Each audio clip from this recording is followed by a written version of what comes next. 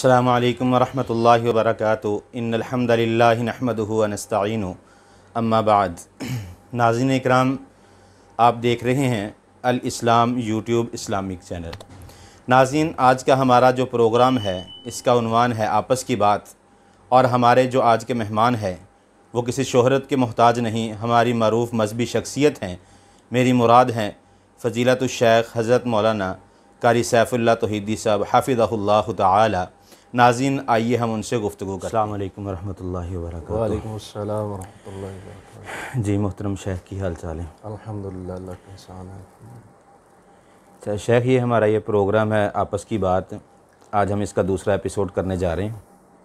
तो सबसे पहले मैं आपसे कुछ ज़ाती नौइयत का सवाल करना चाहता हूँ जी कि किस तरह आपकी जो रग़बत दीन की तरफ शुरू हुई कि मैं हिफ़्ज़ करूँ। वालिदैन की ख्वाहिश थी या अपनी मर्ज़ी से अपना शौक़ था कि मैं हिफ़्ज़ कुरान करूँ, उसके बाद दर्स निज़ामी और मुकम्मल जो है आपका सफ़र है उस बारे में अपने नाज़रीन को आगाह करना चाहता हूँ।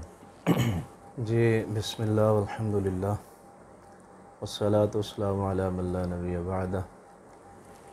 मुहतरम बात यह है कि हिफ्ज़ुल कुरान ये मेरे वालिदैन की ख्वाहिश थी। जी हमारा बेटा कुरान का हाफिज़ बने और हमारे लिए ज़रिया नजात बने। और उनकी ये बहुत बड़ी ख्वाहिश थी कि हमारा बेटा इसके बाद अगला जो सफ़र है दरस निज़ामी का, जिसको आलिम कोर्स कहते हैं आम उर्फ़ आम में, तो वो उनकी ख्वाहिश थी कि हमारा बेटा खुतबात जुमा और दीन की दावत का ज़रिया बन जाए और लोगों तक अल्लाह का कुरान और पैगम्बर अलैहिस्सलाम का फ़रमान पहुँचाए। ये उनकी बिल्कुल। बहुत बड़ी ख्वाहिश थी।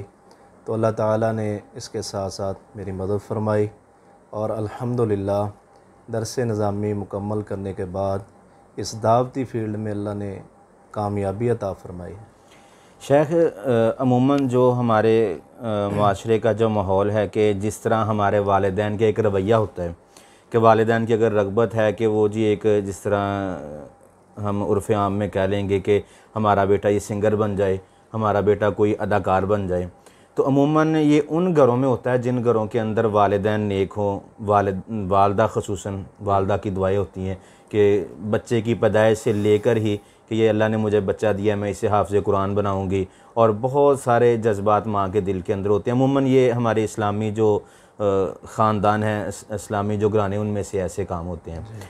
तो मेरे ख़्याल में आपके वालिदैन में बिल्कुल इस्लामी मजहबी घराना था और आपके वालिदैन की बड़ी कोशिश रही है।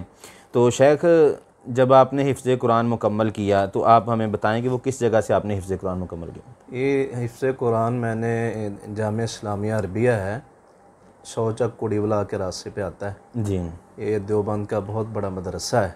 जी उधर दरस निज़ामी भी है और हिफ्ज़ुल कुरान की 4-5 क्लासें अल्हम्दुलिल्लाह। उधर से मैंने 2000 में हिफ्ज़ुल कुरान मुकम्मल किया अल्हम्दुलिल्लाह और पूरा मदरसा टॉप किया अल्हम्दुलिल्लाह। माशाल्लाह जी, माशाल्लाह। शेख, जैसा कि हमारे नाज़रीन शायद नहीं जानते कि आपका और जो मेरा तलीमी सफ़र था बिल्कुल साथ साथ रहा। हमने कुलिया दारुल कुरान जना कॉलोनी से इकट्ठे जो इब्तिदा की थी दरस निज़ामी कोर्स की, और अल्हम्दुलिल्लाह इकट्ठे हमने पूरा मुसलसल 8 साल का सफ़र तय किया और बड़ा अच्छा वक़्त हमारा गुज़रा। तो आपकी ज़बान से नाज़रीन सुनना चाहेंगे कि जो आपका वक़्त गुज़रा दरस निज़ामी का, जो 8 साल का एक तवील अरसा होता है, तो उसमें अमूमन तो ये होता है कि जो मदारस के अंदर बच्चों को दाखिल करवाया जाता है वो उनके घराने कुछ कमज़ोर घराने के लोग होते हैं, या हर कोई ज़रूरी नहीं कि हर शख्स जो अमीर है वही मदरसे के अंदर जाने वाले हैं। तो मैं आपके घरेलू हालात से बड़ी अच्छी तरह वाकिफ़ था कि जिस तरह आपके वालिद ने बहुत ज़्यादा मेहनत की, आपके लिए बड़ी कोशिश करते रहे। तो मैं नाज़रीन को ये बताना चाहता हूँ आपकी ज़बान से कि आप ख़ुद बताएं कि आपने इतना लंबा जो सफ़र किस तरह आपने उसको मैनेज किया, अपने जो रोज़गार के अखराजात थे वो सारे किस तरह आपने मैनेज किए? ये मोहतरम बात ये है कि हमारा जो घराना है, वालिद साहब इस्लाम की तरफ राग़िब थे और मेहनत मज़दूरी करके उन्होंने अल्हम्दुलिल्लाह मुझे पढ़ाया। जी और उनकी कोशिश और उनकी दुआएं और उनकी मेहनत की बदौलत ही आज मैं अल्हम्दुलिल्लाह इस जगह पे हूँ। माशाल्लाह। और उन्होंने बहुत ज़्यादा मेहनत की है। मेहनत करके मज़दूरी करके उनके अल्लाह ताला ने उनको 4 बेटियां दी और 3 बेटे अता फरमाए, और सब भाइयों में से छोटा हूँ। जी और उनकी ख्वाहिश ये थी कि बाकी तो दुनिया की तरफ राग़िब हैं, चलो हमारा ये बेटा दीन पढ़ जाए, ये हमारे लिए सदका जारिया बन जाएगा। बिल्कुल। तो हालात ऐसे ही थे, आपको भी पता है जी कि गुरबत का दौर, गुरबत का वक़्त हमने देखा, जी साइकिल पे मदरसे जाया करना। जी और मुझे याद है कि 2008 तक साइकिल पे अल्हम्दुलिल्लाह हम रहे हैं, और बिल्कुल उसके बाद अल्लाह ताला ने मोटरसाइकिल बाइक दे दी, और वो भी एक अल्लाह की नेमत है, अल्लाह ने सवारी दे दी। बिल्कुल और 2010 में हम अल्हम्दुलिल्लाह मदरसे से फ़ारग हो गए, और जो वक़्त गुज़रा है अल्हम्दुलिल्लाह ख़ुद मेहनत करके और कोशिश करके इसके साथ तदरीस का काम सिलसिला साथ चलता रहा, और अल्हम्दुलिल्लाह ये मुआवन बना मेरी पढ़ाई के मामले में, जी और बिल्कुल। अल्हम्दुलिल्लाह हम सफ़र मुकम्मल हो गया। शेख यहाँ पर अगर मैं डॉक्टर हनीफ साहब की बात करूँ, जी जी, अल्लाह मग़फ़िरत फरमाए उनकी, आमीन। उनका आपकी ज़िंदगी के साथ एक बड़ा अच्छा ताल्लुक़ रहा है मस्जिद के हवाले से। जी जी और जब आप वहाँ पे महल्ला मेरे ख्याल हैदराबाद था, अलीउल मुर्तज़ा मस्जिद थी, वहाँ पे आपने बच्चों को पढ़ाना शुरू किया, उसके साथ साथ उन्होंने आपके साथ ताउन किया। और डॉक्टर हनीफ साहब की भी जो एक मेहनत थी हमारे लिए, मैं समझता हूँ कि वो बिल्कुल ज़ेरे गौर होनी चाहिए कि अच्छा वक़्त गुज़रा हमारा उनके साथ। और एक मेरा तो एक तवील अरसे का सफ़र उनके साथ मस्जिद के हवाले से तकरीबन, अल्लाह ताला से मैं दुआ भी करता हूँ अल्लाह ताला उनकी मग़फ़िरत फरमाए। मेरा ये तवील सफ़र जो बड़ा अच्छा गुज़रा, बिल्कुल इसी तरह मेरा वक़्त गुज़रा जिस तरह एक बाप और बेटे का वक़्त गुज़रता है।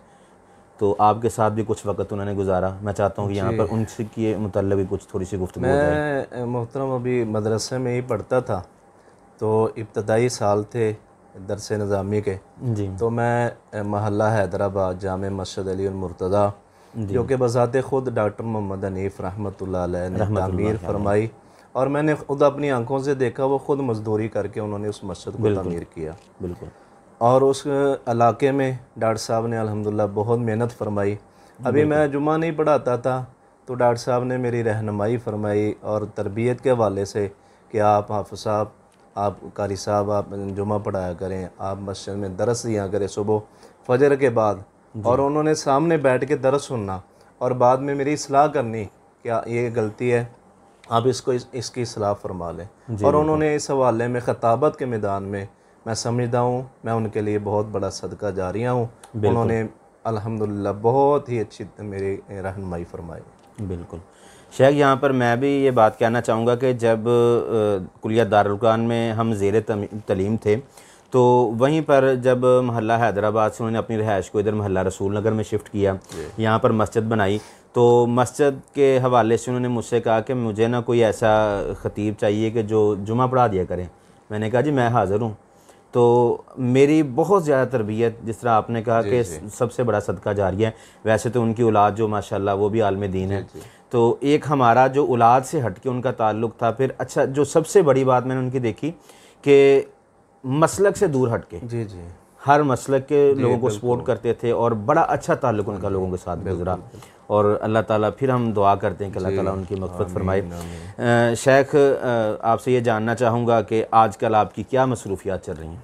ये मोहतरम, आजकल मैं अल्हम्दुलिल्लाह नडवाला रोड पे जामे मस्जिद उस्मान है, उस्मान टाउन में जी अरसा 12-13 साल से उधर अल्हम्दुलिल्लाह मैं इमामत ख़ताबत के फ़राइज़ सर अंजाम दे रहा हूँ, जी और साथ तदरीस के फ़राइज़ सर अंजाम दे रहा हूँ। उधर मस्जिद में ही शोबा हिफ़्ज़ की क्लास है, जी वो अल्हम्दुलिल्लाह पढ़ाता हूँ। जी और सुबह शाम जो बच्चे मसाजिद में जैसे आते हैं उनको तालीम देता हूँ।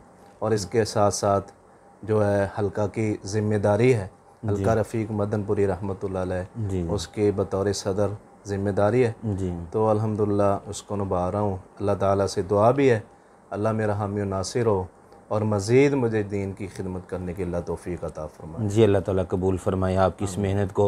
मैं अपने नाज़रीन को बताना चाहूँगा कि शेख मोहतरम कारी सैफ़ुल्लाह तौहीदी साहब अरसा से वहाँ पर जामिया मस्जिद उस्मान के अंदर उस्मान टाउन में खुतबा जुमा भी इरशाद फरमा रहे हैं, और वैसे भी जहाँ कहीं मौका मिलता है दीन की दावत के लिए, दरूस के हवाले से, लेक्चर के हवाले से हर जगह पर पहुँचते हैं, और दीन की जो खिदमत के लिए हर वक्त सरशार रहते हैं।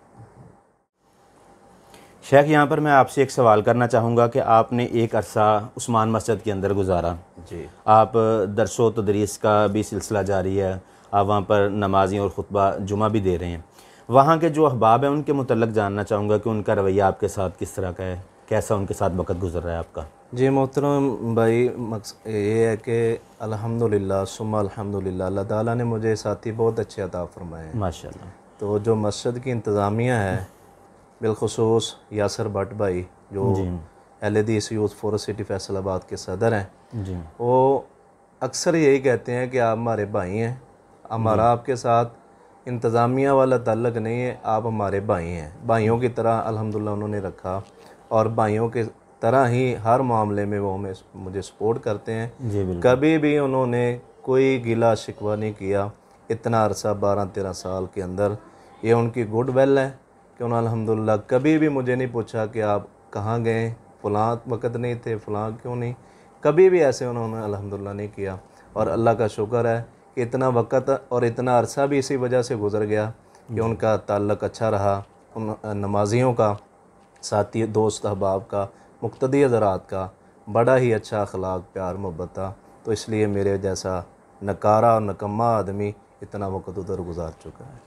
शेख, ये तो आपका आला ज़रफ़ है कि आपने आपको निकम्मा नकारा मैं नहीं समझता, क्योंकि नबी सल्लल्लाहु अलैहि वसल्लम ने फरमाया कि जो दीन का तालिब इल्म है उसके पाँव के नीचे फ़रिश्ते अपने परों को बिछाते हैं। जी बिल्कुल। और एक शख्स वो जिसने सारी उम्र दीन की तलीम को सीखा हो, फिर नबी सल्लल्लाहु अलैहि वसल्लम का जो फरमान है खैरुकुम मन तअल्लमल कुरआन व अल्लमहु, कि तुम में से सबसे बेहतरीन शख्स वो है जो कुरान के इल्म को सीखता है और दूसरों को सिखलाता है। और आप बिल्कुल पहले कुरान का इल्म सीखा, अब दूसरों तक ये सदका जारिया सिखा रहे हैं। शायद दूसरी बात जो आपने अर्ज़ की कि यासर भट्ट साहब के हवाले से क्यों हमेशा अपने भाइयों की तरह आपको उन्होंने रखा है और कभी कहीं पर भी आपको मुश्किल नहीं आने दी, हर लिहाज से आपके साथ ताउन किया है। हमारे जो नाज़रीन हैं उनको मैं एक बात बता देना चाहता हूँ, अमूमन लोगों के ज़हन के अंदर ये बात होती है जी, जो मस्जिद के अंदर इमाम साहब हैं, जो कारी साहब बच्चों को पढ़ाते हैं, जुमा पढ़ाते हैं, उनको अगर थोड़ी सी तनख्वाह देते हैं तो वो हमारे ग़ुलाम हैं।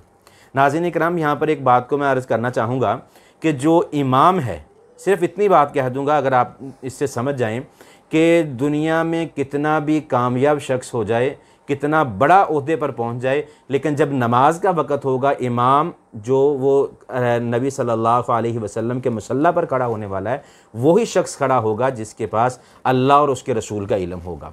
और ये सबसे बड़ी कामयाबी हम उलमाए कराम के पास है कि जितना मर्ज़ी बड़ा दुनियादार शख्स जो भी है, जितना मालो दौलत है उसके पास, जितना बड़ा उसके पास होता है, लेकिन इसी इमाम के पीछे जिसको 6 या 7 हज़ार, जो कि बहुत थोड़ी है, जो एक महीना खिदमत करता है, कुछ भी नहीं है उस लिहाज से, तो ये एक बहुत बड़ी जो हमारी उलमाए कराम की खुशकिस्मती है कि हम पैसों के लिए नहीं, सिर्फ़ नबी सल्लल्लाहु अलैहि वसल्लम के वारिस होने के नाते हम लोगों के आगे खड़े होते हैं और हमें ये एजाज़ बख्शा जाता है। शेख मोहतरम डॉक्टर हनीफ़ साहब के साथ मेरा अच्छा वक़्त गुज़रा, मैं यहाँ पर उनकी भी बात कर दूँ कि मस्जिद के अंदर मेरा उनके साथ काफ़ी अरसे से ताल्लुक़ रहा। नमाज जुमा के बाद हमारी ये रूटीन थी कि नमाज जुमा को अदा करने के बाद नमाजी अपने घरों में चले गए, ठीक है, मैं और डॉक्टर साहब रह के मस्जिद में बैठे हैं। कुछ वक़्त मैं उनके साथ बैठता और हमारी जो गुफ्तगू होती वो अक्सर क्या कहते थे, मेरे 4 नहीं 5 बेटे, तू भी मेरे बेटों जैसा है। जी। मतलब जब इंतज़ामिया का, अंजमन, मस्जिद की अंजमन का ज़िम्मेदार लोगों का रवैया ऐसा बन जाता है, अपने भाई या बेटे की तरह अपने इमाम और ख़तीब को देखते हैं, वहाँ पर हर किस्म की परेशानी से हम बच जाते हैं। मस्जिदें भी फिर आबाद होती हैं। मस्जिद फिर ही बात होती है, बिल्कुल इसी तरह। शेख, यहाँ पर हमारा जो अगला सेगमेंट है, सवालात के हवाले से आपके बारे में नाज़रीन जान चुके कि आपने एक मुश्किल वक़्त के अंदर तलीम को हासिल किया, गुर्बत होने के बावजूद अगर आप चाहते तो वालिदैन का दस्ते बाजू बन सकते थे, कहीं मजदूरी कर सकते थे, लेकिन उस मुश्किल वक़्त में आपने जैसे तैसे करके अपनी तलीम को मुकम्मल किया और दीन को हासिल किया, और अल्हम्दुलिल्लाह आज उसका समर है कि आप लोगों को दीन की तालीम दे रहे हैं। यहाँ पर हमारा सवालात का सिलसिला है, तो यहाँ पर मैं शेख सवाल करना चाहूँगा मौजूदा हालात के हवाले से कि जिस तरह चंद रोज़ कबल मोटरवे पर ये जो हादसा पेश हुआ है, औरत के साथ ज़्यादती की गई है, डकैती की वारदात हुई है, और पहले तो शरई एतबार से मैं आपसे पूछना चाहूँगा कि आपका क्या इस बारे में रद्द अमल आप क्या कहना चाहेंगे? जी मोहतरम, बात ये है कि नबी सल्लल्लाहु अलैहि वसल्लम ने और दीन इस्लाम ने जो पाबंदियाँ लगाई हैं औरत की हिफाजत के हवाले से, आप अलैहिस्सलाम ने फरमाया ला तुसाफिरुल मरअतु इल्ला मअ ज़ौजिहा, कि औरत सफ़र ना करे मगर अपने महरम के साथ, यानी अपने खामद के साथ। अगर खामद नहीं है तो कोई महरम रिश्ता अपने साथ ज़रूर उसके साथ सफ़र करे। ये जो महरम की पाबंदी और कैद लगाई गई है वो औरत की हिफाजत के लिए बतौर औरत के गार्ड के तौर पे उसकी जो ज़िम्मेदारी लगाई गई है, उसको जो कैद लगाई गई है औरत की हिफाजत के लिए, औरत के फ़ायदे के लिए, कि औरत महरम के बगैर सफ़र ना करे। एक तो ये बात है। तो दूसरी बात ये है कि औरत को पर्दे की हालत में घर से निकलना चाहिए, इस्लाम ने ये भी कहा है। और उसके फ़ायदा ये होगा कि कोई भी उस औरत को तंग नहीं करेगा। शरीयत ये कहती है कि जो बापर्दा औरतें घर से निकलती हैं तो उन पर आवाज़ें नहीं कसी जाती, उनको तकलीफ़ नहीं दी जाती। तो ये जो वाक़या हुआ है बहुत ही अफसोसनाक हुआ है, बहुत ही ज़्यादा इसके साथ दिल परेशान है, उम्मत मुस्लिमा परेशान है। अल्लाह ताला से दुआ भी है कि अल्लाह ताला ऐसे वाक़यात से हमारी बहनों को, हमारी मुसलमान औरतों को महफूज फरमाए। बिल्कुल शेख, जो शरीयत इस्लामी की तालीमात हैं उनके अंदर पर्दा करना, महरम के साथ निकलना, ये बड़ी ही प्यारी एक शरीयत ने जो औरत की हिफाजत के हवाले से है। पर्दा करेगी, किसी को नहीं पता कि कैसी औरत है, कौन जा रही है, कितनी उम्र की है, कैसी है, फ़लाँ फ़लाँ। और अगर महरम साथ हो तो कोई भी शख्स करीब आने से डरता है, क्योंकि अल्लाह रब्बुल आलमीन ने महरम को ताकत ही, औरत की हिफाजत के लिए मर्द को ताकत ही ज़्यादा दे रखी है। शेख, बिल्कुल जो ये वाक़या मोटरवे पर ज़्यादती का औरत के साथ जो पेश आया, बिल्कुल जब इसको सुना तो ऐसे या जैसे दिल खून के आंसू रो पड़ा कि यार ये मुल्क पाकिस्तान है, इस्लाम के नाम पे हमने इसको हासिल किया है, और हमारे इस मुल्क पाकिस्तान में जो ला इलाहा इल्लल्लाह की बुनियाद पर हासिल किया गया है, वहाँ पर हमारी माँओं, बहनों और बेटियों की इज़्ज़त को पमाल किया जाए, ये सोचना ही हमारे लिए महाल है। तो शेख, यहाँ पर मैं एक बात, दूसरा सवाल अर्ज़ करना चाहूँगा। जैसा कि इस वाक़या के बाद मुख्तलिफ़ लोग अपने नज़रिए को पेश करते हैं, जैसा कि पाकिस्तान आइन के देखा जाए तो उसमें इसकी सज़ा मौजूद है, अगर शरीयत इस्लामी का कानून देखा जाए तो उसके अंदर भी इसकी सज़ा मौजूद है। लेकिन असम्बली फ़्लोर पर या मुख्तलिफ़ जगह पर हमें सुनने को ये चीज़ें मिलती हैं, जी उसको सज़ा क्या देनी चाहिए, जी उसे नामर्द बना देना चाहिए, ऐसे कर देना चाहिए, फ़लाँ कर देना चाहिए। शायद शरई एतबार से जो शरई सज़ाएँ हैं इन मामलात के अंदर, उनके बारे में आपका क्या ख्याल है? जी मोहतरम, बात यह है कि असम्बली में ये इस आवाज़ को उठाया गया कि किसी असम्बली के रुकन ने यह कहा कि फ़लाँ सज़ा दे दी जाए, मिसाल के तौर पे सरेआम फांसी दे दी जाए, सरेआम उनको गोली मार दी जाए। और हमारे वज़ीर आज़म साहब ने भी ये कहा कि उनको नामर्द बना दिया जाए। लेकिन इस्लाम की जब सज़ाएँ इस हवाले से मौजूद हैं, बिल्कुल, तो चाहिए जाए कि हमारी अपनी तजावीज़ उसके मुकाबले में वो मुकाबला नहीं कर सकती उन चीज़ों का। इस्लाम ने सज़ाएँ मुकर्रर की हैं। इस्लाम ये कहता है कि अगर शादीशुदा कोई ज़िना करता है, रेप करता है, तो उसको संसार कर दिया जाए, ज़मीन में गाड़ कर उसके ऊपर पत्थर बरसा कर उसको संसार कर दिया जाए। ये इस्लाम की सज़ा है। और आप ये आपके तवस्सुत से आपके नाज़रीन को ये पैगाम देना चाहता हूँ, अगर इस्लाम की सज़ा को नाफज कर दिया जाए तो 2, 4, 5 लोगों को ऐसी सज़ा दी जाए, ये वाक़यात अल्हम्दुलिल्लाह सुम्मा अल्हम्दुलिल्लाह ख़त्म हो सकते हैं। बिल्कुल इस तरह। तो अगर कोई शादीशुदा नहीं है, कुंवारा है, ये काम करता है, उसको कोड़े लगाए जाएं, इस्लाम की सज़ा है, उसको जला वतन कर दिया जाए। जी ठीक है, ये इस्लामी सज़ाएँ मौजूद हैं। जब इस्लामी सज़ाएँ मौजूद हैं तो चे जाए हम अपनी सज़ाएँ तजवीज़ करदा नहीं देनी चाहिए। इस्लाम भी यही कहता है, कुरान भी यही कहता है, वमन लम यहकुम बिमा अंज़लल्लाहु फ़उलाइका हुमुल काफ़िरून। जो अल्लाह के हुक्म को, अल्लाह की सज़ा मुकर्रर करदा, उसको नाफिज़ नहीं करता, वो अल्लाह ने उसको काफिर कहा है, ज़ालिम कहा है, फासिक कहा है। तो लिहाजा इस्लाम की जो सज़ाएँ तजवीज़ की हुई हैं उनको ही नाफिज़ करें, और मुल्क पाकिस्तान में तब ही सुकून और अमन आ सकता है जब हम इस्लाम की सज़ाओं को नाफिज़ कर देंगे। बिल्कुल शेख यहाँ पर मैं थोड़ी सी एक बात करना चाहूँगा कि पाकिस्तान के आइन के अंदर ताज़ीरात के अंदर जो ज़ानी की सज़ा, जो बिलजबर जना करता है किसी से, मैं पिछले दिनों में आर्टिकल पढ़ रहा था, उसमें लिखा हुआ है कि सज़ाए मौत दी जाएगी पहले नंबर पर। दूसरे नंबर पर यह उसको कम से कम 10 साल की कैद की सज़ा या ज़्यादा से ज़्यादा 25 साल, जिसको हम उम्र कैद कह लेते हैं। यहाँ पर अगर बात की जाए, शरीयत ने भी संसार की सज़ा बताई है कि सीने तक गड़ा खोद के उसके अंदर दबाकर पत्थर मार के रज़म कर दिया जाए।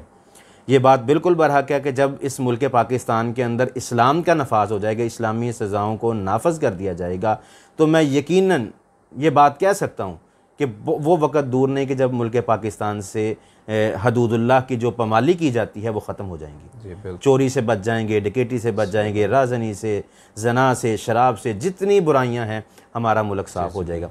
लेकिन मुझे दुख उस वक़्त होता है कि जब इस्लामी जमहूरिया पाकिस्तान के जो फ्लोर में असम्बली के अंदर जो हमारे MNA खड़े होते हैं और उनको ये नहीं पता कि हमारे मुल्क पाकिस्तान का कानून क्या है, अल्लाह का कानून क्या है।